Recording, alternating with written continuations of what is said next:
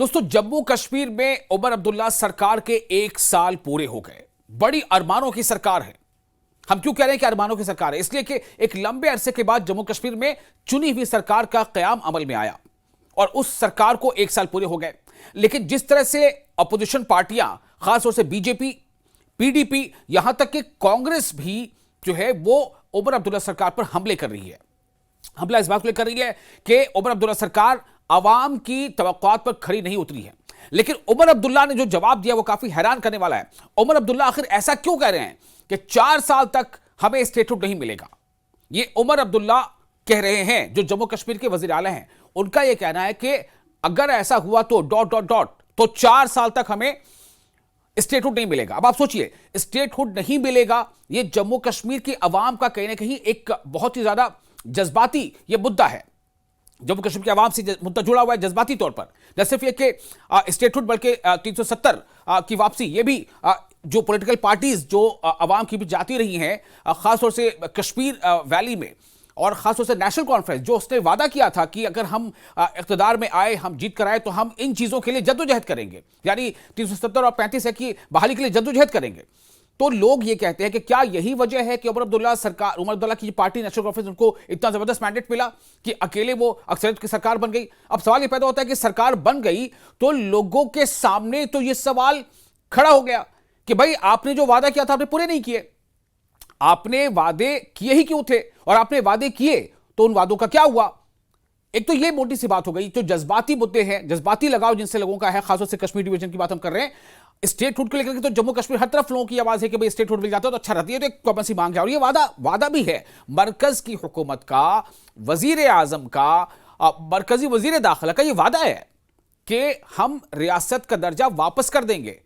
चूंकि जम्मू कश्मीर रियासत थी 2019 से पहले, 5 अगस्त 2019 को जो है ये फैसला आया, उसके पहले उस तारीख तक रियासत थी और उस तारीख के बाद से रियासत का दर्जा ले लिया गया, वापस ले लिया, यूटी बना दिया गया। तो उसको लेकर के ये वादा है बदाबता। लेकिन अब सवाल ये पैदा है कि वो तो मिलना ही हमें, ठीक है, उसमें वक्त लगे, आज मिल जाए, कल मिल जाए, कुछ महीनों बाद मिल जाए। लेकिन सवाल ये पैदा होता है कि जिन उम्मीदों के साथ सरकार बनाई गई, जिन उम्मीदों के साथ लोगों ने लंबी लंबी कतारों में खड़े होकर वोट दिया और नेशनल कॉन्फ्रेंस को इतनी मजबूत सरकार बनाने का मौका दिया, तो वो वजीर आला अगर वो रोजगार के मौके पैदा ना कर पाए, अगर वो मुफ्त सिलेंडर दिए जाने का वादा पूरा ना कर पाए, अगर वो 200 यूनिट तक बिजली फ्री देने का वादा पूरा ना कर पाए, ऐसे कई चीजें हैं, अगर वो डेली वेजर्स का जो मसला है वो अभी तक इल्तवा में है, वो पड़ा हुआ है, पेंडिंग में है, वो ऐसे वादे नहीं हल कर पाए, तो इन फ्रंट पर घेरने की लगातार कोशिशें होती रही अपोजिशन की तरफ से और इनमें काफी हद तक सदाकत है। अब दूसरी बात, पीडीपी भी हमलावर है। पीडीपी का यह कहना है कि दरअसल जम्मू कश्मीर की आवाम की हिम्मत को नेशनल कॉन्फ्रेंस ने तोड़ दिया है। यानी कि वो लगातार पीडीपी ये कहना चाहती है कि जो मुद्दे, जो जज्बाती और जम्मू कश्मीर के आवाम के मुद्दे थे, जिनमें खासतौर से कश्मीर डिवीजन में उनको जबरदस्त मैंडेट मिला, वो मैंडेट इस बुनियाद पर मिला था कि अगर आपकी सरकार बन जाती है तो आप 370 और 35 की बहाली के लिए जो है भरपूर जद्दोजहद करेंगे, कोशिश करेंगे। लेकिन आपने बिल्कुल खामोशी इख्तियार कर ली है, ये पीडीपी इल्जाम लगा रही है। सवाल यह पैदा होता है कि सीएम उमर अब्दुल्ला इसका जवाब क्या देते हैं? आइए पहले आपको ये बताते हैं कि सीएम उमर अब्दुल्ला ने 1 साल पूरे होने के मौके पर जो प्रेस कॉन्फ्रेंस किया उसमें उन्होंने क्या क्या कहा। खास तौर से सीएम उमर अब्दुल्ला ने इस बात पर जोर दिया कि क्या ऐसा था कि जब हम उनसे हाथ मिला लेंगे या जब हम उनकी मर्जी के मुताबिक चीजों को करने लगेंगे, क्या तब हमें स्टेटहुड मिलेगा? अगर ऐसा है तो फिर हम ये मान के चले कि हमें 4 साल तक स्टेटहुड नहीं मिलने वाला। उनका यह कहना है कि स्टेटहुड मिल जाना कई मसलों का हल है। जब तक स्टेटहुड नहीं मिलता कई मसाइल इस तरह से पड़े रहेंगे। यानी ये वो जवाब में कह रहे हैं जो अपोजिशन पार्टियां उमर अब्दुल्ला सरकार को घेर रही हैं कि आपने अवाम की वादे पूरे नहीं किए। सुनिए उमर अब्दुल्ला सरकार ने क्या कहा। अपने लोगों के साथ किए हुए जो वादे हैं उन पे बिल्कुल हम वादाबंद हैं। और जैसे मैं बार बार कहता हूं, जिन जिन मुद्दों पे हमने इलेक्शन लड़ा, हुकूमत का वक्त खत्म होने पे उस सब चीज का रिपोर्ट कार्ड जो है वो लोगों के सामने पेश किया जाएगा।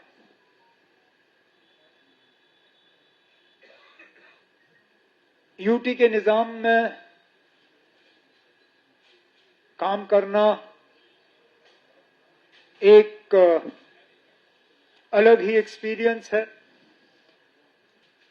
हम अपनी जगह उम्मीद लगाए बैठे थे कि पहले साल के अंदर ही मरकज की हुकूमत जम्मू कश्मीर के लोगों के साथ किया हुआ स्टेटहुड की बहाली का वादा जो है वो पूरा करेंगे, लेकिन चलिए फिलहाल नहीं हुआ। लेकिन हम अपनी कोशिशों से पीछे नहीं हटेंगे। हम अभी भी मान के चलते हैं कि जम्मू कश्मीर के लगभग सारे मसलों का जो हल है वो स्टेटहुड की बहाली में है। मैं एक बार फिर गवर्नमेंट ऑफ इंडिया, वजीर आजम और उनकी तमाम टीम को ये कहना चाहूंगा यहां जम्मू के सरजमीन से कि जो वादा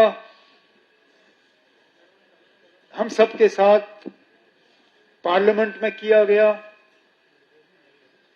जो सुप्रीम कोर्ट के सामने किया गया, उसको पूरा करिए और जम्मू कश्मीर में रियासत का दर्जा जो है उसको दोबारा बहाल करें।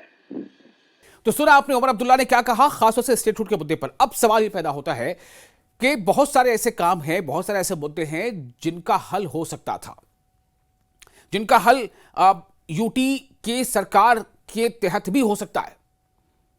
लॉ एंड ऑर्डर का मामला एलजी के पास है, ठीक है, लेकिन क्या तमाम मुद्दे, तमाम आपके वादे, उनका ताल्लुक क्या लॉ एंड ऑर्डर से है? ये आपको बताना पड़ेगा।